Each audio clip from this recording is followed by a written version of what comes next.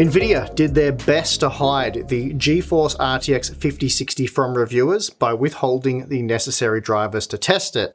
And that meant, although we had cards like this one on hand prior to the sale, weeks in advance even, we were unable to test it because you didn't have the necessary driver. And then worse still, they strategically publicly released the product during the Computex trade show because most of the world's tech media were busy in Taiwan attending the trade show, and that meant that when the driver dropped, they wouldn't have been able to review the card, or at least that was the plan. It was a pretty solid plan, but we decided to take a test system to Taiwan along with our RTX 5060 sample, and then we spawn camped the driver page in the hope of getting an early review. And thankfully, we were successful. And you know what else we're thankful for? Today's sponsor spot is brought to you by Wolfbox and their MegaFlow handheld turbofans. The MegaFlow 100 features a 150,000 RPM brushless motor that enables a wind speed of 45 meters per second and offers up to 100 minutes of runtime. This makes it ideal for heavy-duty tasks like cleaning your PC, while still being capable of easier jobs with variable speed control. There's also the MegaFlow 50, a more budget-friendly option that still packs impressive power with a 110,000 RPM motor, 3 speed settings, and up to 240 minutes of runtime. Both models come with a handful of attachments and are charged via USB Type-C for maximum convenience. So for more information and to score a Prime Day discount, please check the link in the video description. So, we've reviewed the RTX 5060 and it left us with mixed feelings. Overall, the performance was pretty good. That is, as long as you ensured everything fit within what is becoming an increasingly limited 8GB VRAM buffer. Though admittedly this is less of an issue for an entry-level $300 US graphics card. It's still an issue, but it's not nearly as serious as what we see with a product such as the 5060 Ti, which costs over 25% more. The problem is, I was largely comparing the performance of the new RTX 5060 with its predecessor, the RTX 4060, which also has just 8GB of VRAM and was a pretty underwhelming product. Honestly, it was crap. But so was the Radeon competition, so Nvidia got away scot-free. So if the RTX 5060 is sort of impressive compared to a crap product, and I don't recall the RTX 3060 being much better, what has Nvidia delivered over the past 6 years? Well, today we're comparing the RTX 2060, 3060, 4060, and 5060 head-to-head at 1080p and 1440p, using 2 different quality presets per game to get a good idea of where things stand. So let's get into the results. Starting with Rainbow Six Siege, using the medium settings, we see that the RTX 3060 offered an 18% performance boost over the 2060 at 1080p and 19% at 1440p, so not amazing, but I guess decent. Then the RTX 4060 came along, offering just a 10 to 13% performance improvement over the 3060, depending on the resolution, which I would say is a very disappointing generational improvement. Then most recently, we received the RTX 5060, which is actually quite impressive, ignoring the obvious VRAM limitation, though VRAM isn't an issue in this title. As a result, we're looking at an over 30% increase in performance, 35% at 1080p and 32% at 1440p, so a really big gen-on-gen upgrade there. It also means if you've been holding out with an RTX 3060, you're looking at an over 50% performance improvement in this title with the RTX 5060, though you will be going backwards when it comes to VRAM, but again, not an issue for this particular title. But the 5060 does have 33% less of the stuff, which isn't good, and that will become evident shortly. Now, increasing the quality preset from medium to ultra plus, we don't run into any VRAM related issues. And as a result, the scaling is fairly similar to what we just saw. At 1440p, the 3060 is 15% faster than the 2060, while the 4060 is 16% faster than the 3060, and then the 5060 28% faster than the 4060. Next up, we have Horizon Zero Dawn Remastered, and we'll start with the medium preset. Here, the 3060 is 16 to 18% faster than the 2060, while the 4060 is just 9 to 12% faster than the 3060, which clearly points to why the 4060 was so disappointing. Now, the 5060, on the other hand, that was 25% faster at 1440p and a massive 33% faster at 1080p when compared to the 4060, making it one of the most impressive 60 series products of the last 6 years, or it would be if it wasn't for that measly 8GB VRAM capacity. And that measly 8GB VRAM capacity is a problem when enabling the very high preset. The RTX 3060 was good for 75 FPS at 1080p and 56 FPS at 1440p, both certainly playable, though I'd opt for 1080p or 1440p with upscaling. The RTX 2060, 4060 and 5060 are all completely unplayable here, with horrible frame time performance, resulting in weak 1% lows.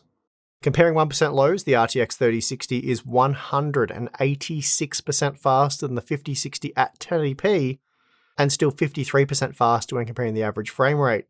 Oddly, the RTX 2060 doesn't suffer noticeably worse than the 4060, and oddly ends up slightly faster than the RTX 5060. Now, we have noticed when exceeding the VRAM capacity that the 5060 often ends up slower than the 4060, and I'm not exactly sure why that is.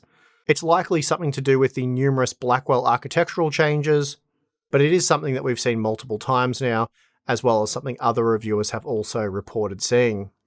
So these results really illustrate why the RTX 5060 is a disappointing product. When avoiding VRAM issues, it's actually very good. The problem is, avoiding spilling over 8GB of VRAM is becoming increasingly difficult. Next up, we have Kingdom Come Deliverance 2 using the medium preset. Here the RTX 3060 is 10 to 13% faster than the 2060, so a very mild performance improvement, which was repeated by the 4060, which was just 10 to 13% faster than the 3060. And this makes the 5060 look rather good, and in a way it is. Again, if you ignore the VRAM issue, as here it was 34% faster than the 4060 at both tested resolutions. Now naturally, increasing the quality preset to Ultra decreases frame rates, but the margins remain much the same.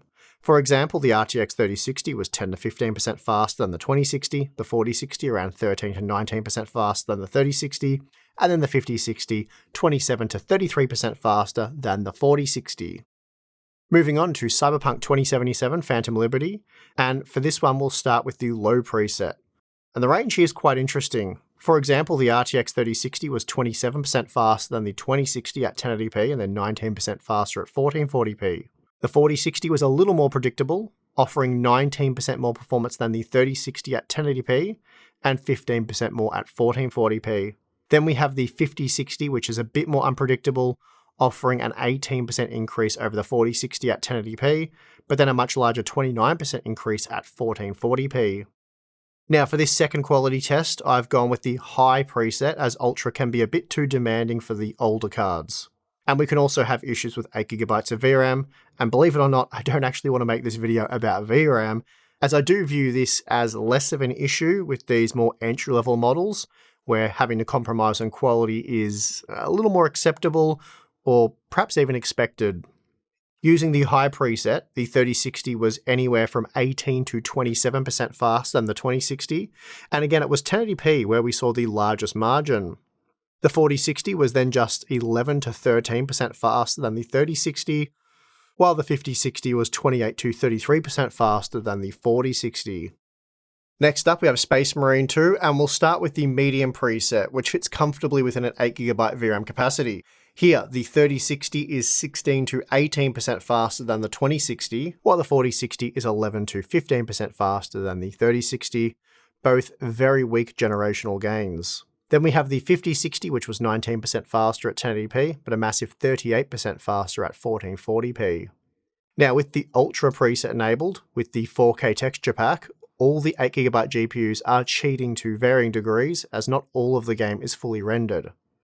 So for the best visuals and correct representation of how the game should look, particularly at 1440p, the RTX 3060 is the only product that gets a pass here, so keep that in mind as we go over the numbers. As for the frame rates, the 3060 is 15 to 19% faster than the 2060, while the 4060 was just 7 to 9% faster than the 3060. Then with the 5060, we're looking at a massive performance gain over the 4060 to the tune of 40 to 44%, and this is largely due to the fact that the 4060 is so weak here, but again, both the 4060 and 5060 will have missing textures using these quality settings. Shadow of the Tomb Raider was released way back in 2018, but I've included it anyway, as it's a title that should run well on all of the GPUs, dating back to the RTX 2060.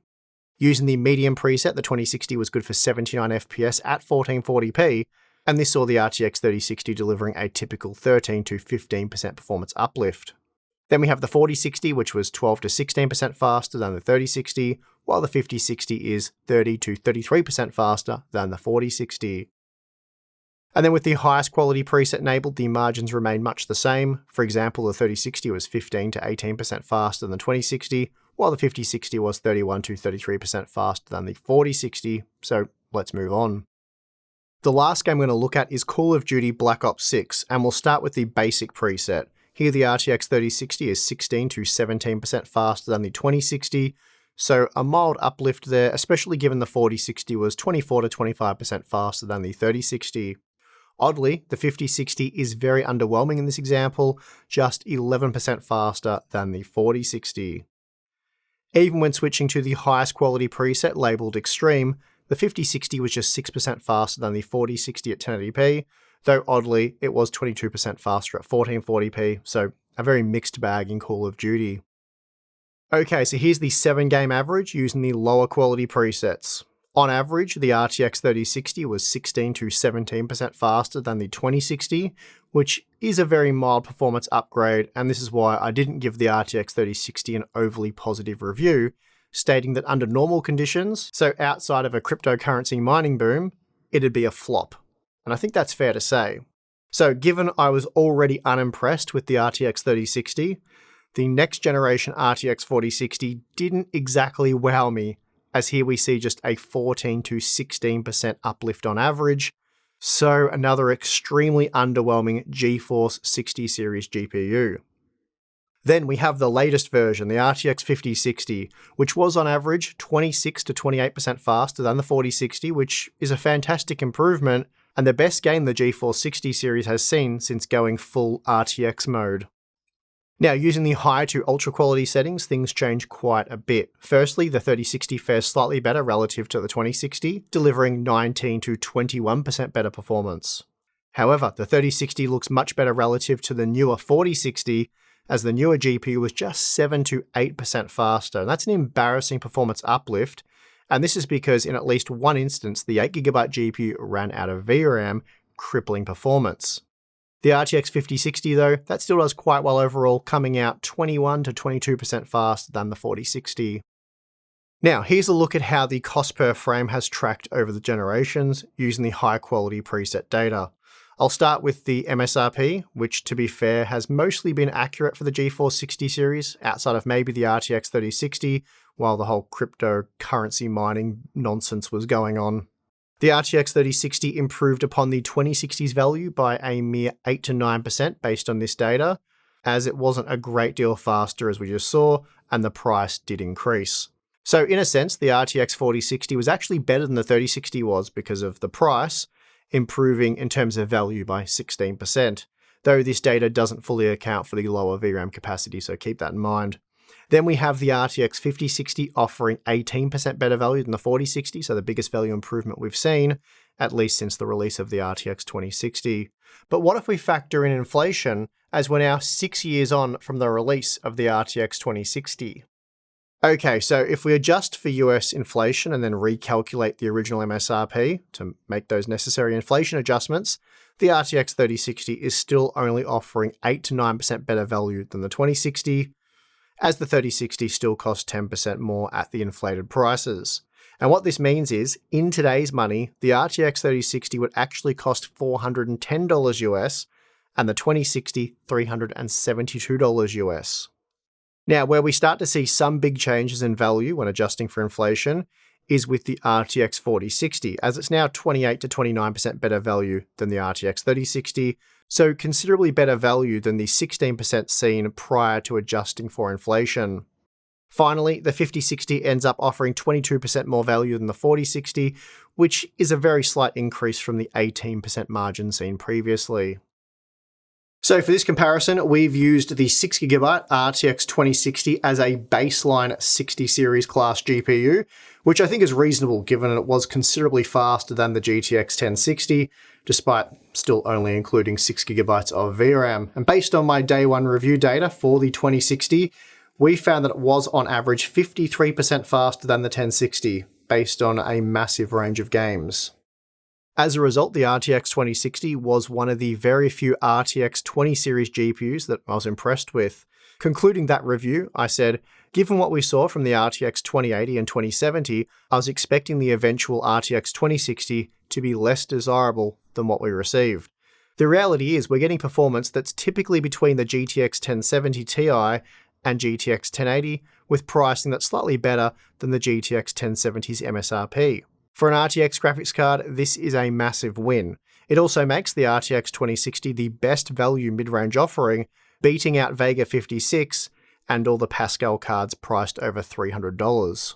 So that being the case, you can see why I was far less impressed with the RTX 3060, proving that VRAM isn't everything. Of course, even today, the RTX 3060 can still be technically better than the new RTX 5060, for no other reason than the fact that it does have 12GB of VRAM, but that fact alone doesn't make it a good product. The reality is the RTX 3060 was just too slow and too expensive, and really less than a 10% improvement in value based on this testing is a joke. That being the case, it was hard to get excited about the RTX 4060. Yes, the inflation graph, which shows an almost 30% increase in value, looks mighty impressive, but you have to remember, the RTX 3060 sucked, and the 4060 ended up with less VRAM. So, had the RTX 3060 released with the same $300 MSRP, then the 4060 would have looked much worse, given it was just 8% faster on average. So with the RTX 3060 and 4060 being extremely underwhelming, how excited should you get for the RTX 5060? The 5060 is offering around a 20% improvement in value when compared to the 4060, so that's a decent improvement there after 2 years. The individual performance gains range from weak to amazing, so it does depend on the game. But as I said, overall, you're looking at 20% greater performance on average, or 20% greater value, given both models do sell for the same $300 US. As it stands, your options at $300 US are limited. It's either the RTX 5060 or Radeon RX 9060 XT 8GB. Both have the same 8GB limitation, and I don't think the Radeon GPU is much faster overall. Personally though, I wouldn't buy either. I'd spend the extra $50 to get the 16GB 9060 XT. I just can't imagine a future where that doesn't end up being a significantly wiser purchase. On that note, I didn't want to show too many examples where 8GB GPUs are problematic. I think we've done enough of that recently with the 5060 Ti and 9060 XT content. It should be very clear now. Moving forward, for these higher end products, 8GB is going to be a huge issue. For the more affordable RTX 5060 though, 8GB is still an issue, but less so when compared to the 5060 Ti. The 5060 is slower, it's a cheaper product, and therefore the VRAM thing is a little bit more forgivable, but even so, I admit it's still a problem. I think it's just far less of a problem right now, but still likely to become a serious problem within the realistic lifespan of this product. Therefore, recommending the RTX 5060 right now, as good as the value or whatever justification you want to give, it's risky. You really have to be well aware of what you're getting yourself into here, and how compromised it could be in just a few short years. And given that you are likely to keep an entry-level to mid-range graphics card that you buy today for at least the next, I would say 3 years, probably 4 years or more, I think paying just $50 more right now, it's a 17% premium for the 16GB 9060 XT, that should be easily justified, and really it does make the most sense. Of course, if you don't care about the extra VRAM and are convinced you'll be playing competitive shooters and esports titles that generally require very little VRAM, and you're happy dialing quality settings down further than would be necessary had you purchased a 16GB graphics card, then sure, the RTX 5060 works. But really, if that is your requirements, your use case, then you could use just about anything for that. So for me, the RTX 5060 really is a frustrating product, because had it come with at least 12GB of VRAM, like Intel's Arc B580, then I think it would have been a great product, and one that's worth recommending without paragraphs of disclaimers notifying potential buyers of the product's shortcomings. So then, the GeForce 60 series continues to be very mediocre. 5 years on from the RTX 2060, we're still waiting for a new 60 series product that does it all by offering strong performance at the right price with enough VRAM. The question now is, will we ever see such a product again? Things don't look good, and unfortunately AMD is applying virtually no pressure. So yeah, again, there seems to be very little hope here.